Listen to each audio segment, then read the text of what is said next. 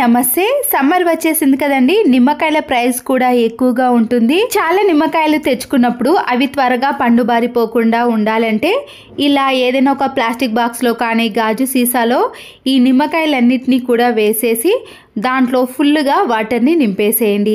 ఇలా నిమ్మకాయలు మునిగేంత వరకు వాటర్ని వేసి క్యాప్ను పెట్టేసి బయట పెట్టుకున్నా పర్వాలేదు, కానీ రోజు వాటర్ని చేంజ్ చేస్తూ ఉండాలండి. లేదంటే ఇలా ఫ్రిడ్జ్లో పెట్టేసామనుకోండి, ఒక్కసారి వాటర్ని వేసి అలాగే పెట్టేసామనుకోండి 2 వారాలే కాదండి 3 వారాల వరకు కూడా ఫ్రిడ్జ్లో ఇలా ఫ్రెష్గానే ఉంటాయి. వెండి పట్టీలు కానీ వెండి వస్తువులు ఏవైనా సరేనండి, ఇలా నల్లగా మారినప్పుడు ఇంట్లోనే మెరిసే విధంగా చేసుకోవచ్చు. ఒక బౌల్ని తీసుకొని కొద్దిగా సర్ఫును ఏ పౌడర్ అయినా వేసుకున్నాక వాటర్ని కూడా వేసుకోవాలి. 1 రూపీ షాంపూ ఉంటుంది కదండి, షాంపూ కూడా ఏదైనా తీసుకోవచ్చండి.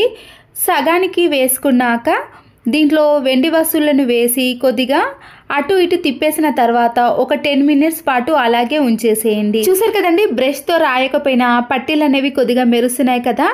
మళ్ళీ ఇదే వాటర్లో పాడిపోయిన బ్రష్తో ఈ పట్టీలను తడుపుతూ రాసేసామనుకోండి, దాంట్లో ఉండే జిడ్డు అనేది పూర్తిగా పోయి ఈ వెండి పట్టీలు అనేవి తలతల మెరిసిపోతాయి. మరొకసారి ఈ పట్టీలను ఫ్రెష్ వాటర్లో కడిగి ఒక కాటన్ క్లాత్తో తుడిచేసామనుకోండి, పట్టీలు అనేవి మంచి షైనింగ్లోకి వస్తాయండి. బ్రష్ పెట్టి రుద్దాల్సిన పని కూడా లేదండి. సర్ఫ్ షాంపూ వేసిన దాంట్లో ఇంకా ఎక్కువసేపు ఉంచేసారనుకోండి ఇంకా నీట్గా వస్తాయి. రెండిటికి తేడా చూసారు కదండి. మరొక యూస్ఫుల్ టిప్, ఒక చీపురు కట్టను తీసుకున్నాక పాత టీషర్ట్ ఉంటుంది కదండి, చినిగిపోయినది కానీ వాడిన టీషర్ట్ని ఇలా చీపురు కట్టకు వేసేయాలి. షర్ట్లో చీపురు కట్టను ఒక సైడ్లోకి జరిపేసి ఇలా రౌండ్గా చుట్టేసేయండి. వీడియోలో చూపించిన మాదిరిగా గ్యాప్ లేకుండా చుట్టేసిన తర్వాత అది ఊడిపోకుండా ఉండటానికి షర్ట్ పై భాగంలో 3-4 రబ్బర్ బ్యాండ్లను వేసేయండి. చూడండి, చీపురు కట్టకు టీషర్ట్ని ఇలా వేసిన తర్వాత మనము స్టూల్ కానీ నిచ్చెన కానీ ఎవ్వరి సహాయం లేకుండా ఇలా కింది నుంచే మనము ఫ్యాన్ని క్లీన్ చేసుకోవచ్చు. స్టిక్కి వేసామనుకోండి అది నిటారుగా అలాగే ఉంటుంది. చీపురు కట్టకు ఇలా షర్ట్ని వేసామనుకోండి అటు ఇటు తిరుగుతుంది. కాబట్టి మనము ఇలా ఫ్యాన్ పైన కానీ కింద కానీ ఇలా 2 వైపులా కూడా ఈజీగా క్లీన్ చేసుకోవచ్చు. ఫ్యాన్ యొక్క పై భాగాన కూడా ఇలా చీపురు కట్టను పెట్టేసామనుకోండి ఎంత దుమ్ము ఉన్నా కూడా ఆ షర్ట్కి ఈజీగా వచ్చేస్తుంది. ఫ్యాన్ పైన సన్నని డస్ట్ అనేది ఉంటుందండి, చూస్తున్నారు కదండి. దులుపుతున్నప్పుడు ఇలా షర్ట్కి కానీ ఇలా కింద కానీ పడుతుంది. మనము ఏదైనా బెడ్ పైన క్లాత్ని పరుచుకోవాలి, మళ్ళీ లేకపోతే దాన్ని కూడా క్లీన్ చేయాల్సిన పని కూడా ఉంటుందండి. ఒకవేళ మీరు ఇలాంటి సన్నటి డస్ట్ దులుపుకున్న తర్వాత ఒక బకెట్లో కొన్ని వాటర్ని తీసుకొని సర్పును వేసుకున్నాక ఈ చీపురు కట్టను అందులో ముంచేసేయండి. వాటర్ అనేది ఎక్కువగా ఉండకుండా ఇలా కొద్దిగా పిండేసిన తర్వాత ఇప్పుడు ఈ చీపురు కట్టకు పెట్టిన టీషర్ట్ని ఇలా రౌండ్గా మలుచుకోవచ్చండి. ఎటంటే అటు తిరుగుతుంది కాబట్టి ఇలా మలుచుకున్నాక ఒక రబ్బర్ బ్యాండ్ని వేసేయండి. ఇప్పుడు ఈ టీషర్ట్ సహాయంతో ఫ్యాన్కి ఉండే 2 వైపులు కూడా ఒకేసారి క్లీన్ చేసుకోవచ్చు. చూసారు కదండి, ఫస్ట్ ఇలా దులుపుకున్న తర్వాత మళ్ళీ మనము తడితో క్లీన్ చేసుకున్నాం అనుకోండి, ఫ్యాన్కి గట్టిగా అత్తుకున్న మరకలు కూడా ఈజీగా వచ్చేసాయి. అప్పుడు ఫ్యాన్ అనేది మళ్ళీ కొత్త వాటిలా నీట్గా కనబడుతుంది. ఫ్లోర్ నుంచే క్లీన్ చేసుకోవాలంటే ఈ టిప్ అనేది చాలా బాగా యూజ్ అవుతుంది. శారీస్ని ఐరన్ చేయాలంటే చాలా విసుగ్గా ఉంటుందండి. చిన్న చిన్న వాటిని అయితే ఈజీగా ఐరన్ చేస్తాం, కానీ శారీ పెద్దగా ఉండటం వల్ల దాన్ని ప్రతిసారి అటు ఇటు తిప్పుతూ ఐరన్ చేయాలంటే ఇబ్బంది పడి బయట ఐరన్ చేయడానికి ఇచ్చేస్తామండి.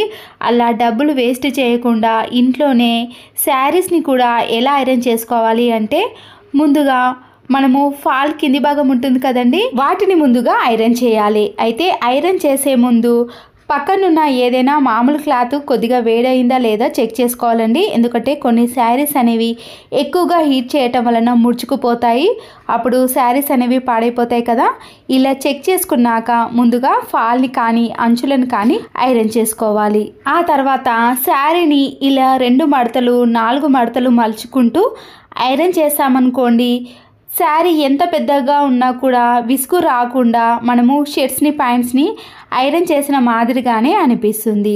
ఎలాంటి శారీస్ అయినా సింపుల్గా ఐరన్ చేయాలంటే ఈ టిప్ అనేది ఫాలో అవ్వండి. మరొక యూస్ఫుల్ టిప్, చిన్న కూల్ డ్రింక్ బాటిల్స్ ఉంటాయి కదండి, దాన్ని తీసుకున్నాక ఇలాంటి నాప్కిన్ కానీ లేదా ఏదైనా క్లాత్ పర్వాలేదండి, దాంట్లో పెన్ కానీ పెన్సిల్ కానీ ఇలా కలర్స్ వేసే బ్రష్ ఉంటుంది కదండి, ఏదైనా పర్వాలేదు, దాన్ని పెట్టేసి ఇలా రౌండ్గా తిప్పేసేయండి.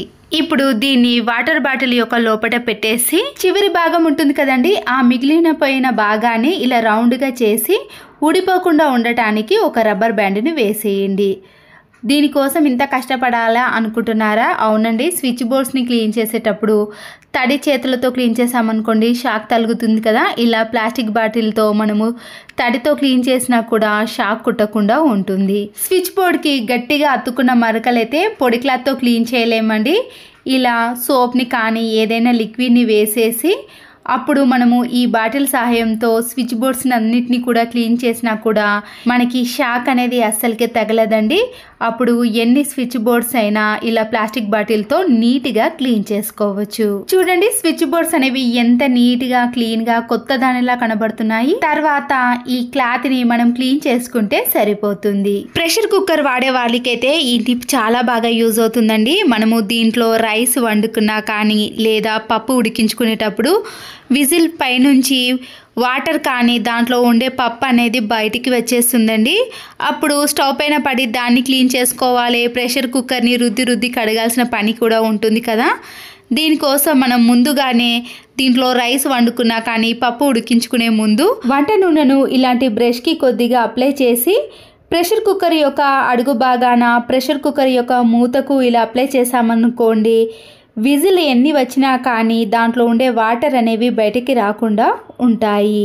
అంతేకాదండి, అన్నం కూడా పొడి పొడిగా వస్తుంది. ఒకవేళ పప్పుకు వేసామనుకోండి పప్పు అనేది చాలా త్వరగా ఉడికిపోతుంది. కంచంలో ఉన్న వేస్టేజ్ అంతా కూడా ఇలా సింకులో వేసామనుకోండి వాటర్ బ్లాకేజ్ అవుతుంది కదా. మనము ముందుగానే ఇలా ప్లేట్లో ఉన్న వాటిని అన్నిటిని కూడా డైరెక్ట్గా సింకులో వేయకుండా బిర్యానీ బాక్సులు ఉంటాయి కదండి, దాన్ని ఒకటి ఇలా కిచెన్ సింక్ కాడ పెట్టేసామనుకోండి, కంచంలో ఉన్న వేస్టేజ్ని అంతా కూడా ఇలా బిర్యానీ బాక్స్లో వేసేసి ఆ తర్వాత కిచెన్ సింక్లో వేసామనుకోండి సింక్ కూడా నీట్గా ఉంటుంది. ఈ బిర్యానీ బాక్స్ కింది భాగాన చిన్న చిన్న హోల్స్ చేసామనుకోండి వాటర్ కూడా దాంట్లో నుంచి వెళ్ళిపోతుంది. సమ్మర్లో మనము మార్నింగే ఇలా వంట చేసామనుకోండి సాయంత్రం వరకు పప్పు అనేది కొద్దిగా స్మెల్ వస్తుంది. ఫ్రిడ్జ్లో పెడితే పర్వాలేదండి, కొద్దిగా ఫ్రిడ్జ్లో పెట్టని వారికైతే ఈ టిప్ యూజ్ అవుతుంది. ఏ కర్రీ వండుకున్నా కానీ ముందుగా మనము ఒక బౌల్లో కానీ ఒక ప్లేట్లో వాటర్ని వేసుకోవాలి. ఇలా నిండా వాటర్ని వేసుకున్నాక కర్రీ చేసిన గిన్నెను ఈ వాటర్లో పెట్టడం వలన వాటర్ చల్లగా ఉండటం వలన పప్పు అనేది త్వరగా పాడవకుండా ఉంటుందండి. ఇది మన అమ్మమ్మ కాలం నాటి టిప్పు. ఫ్రిడ్జ్ లేనప్పుడు ఈ టిప్నే యూజ్ చేసేవారట. మరొక యూస్ఫుల్ టిప్, బియ్యం ప్రతిరోజు మనము వండటానికి ముందుగా ఇలా 2-3 సార్లు వాటర్తో శుభ్రం చేసాం కదండి, ముందుగానే శుభ్రం చేసిన వాటర్ని ఒక బౌల్లోకి వేసుకోవాలి. దీంట్లో మీరు హెడ్ బాత్కి చేసే ఏ షాంపూ అయినా పర్వాలేదండి, ఈ బియ్యం వాటర్లో పూర్తిగా కలిపేసేయండి. హెయిర్ అనేది ఎక్కువగా ఉన్న వారికైతే 2-3 షాంపూ ప్యాకెట్లు అవసరం అవుతాయి కదండి.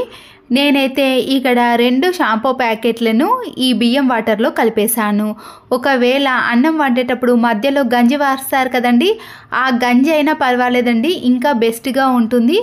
ఆ గంజిలో కానీ లేదా ఈ బియ్యం వాటర్లో కానీ షాంపూని కలిపేసి ఇప్పుడు మనము హెడ్ బాత్ ఎప్పుడైతే చేసుకుంటామో ఆ టైంలో ఈ వాటర్తో హెడ్ బాత్ చేసుకున్నాం అనుకోండి హెయిర్ గ్రోత్ అనేది చాలా ఎక్కువగా ఉంటుంది. ఎటువంటి కెమికల్స్ని వాడకుండా ఇలా ఇంట్లోనే న్యాచురల్ పద్ధతిని యూజ్ చేసుకోవచ్చు. ఈ టిప్స్ కానీ మీకు నచ్చినట్లయితే తప్పకుండా ఒక లైక్ చేసి మీ ఫ్రెండ్స్కి కానీ రిలేటివ్స్కి షేర్ చేయండి. మరో యూస్ఫుల్ వీడియోతో మళ్ళీ కలుద్దాం. Thanks for watching.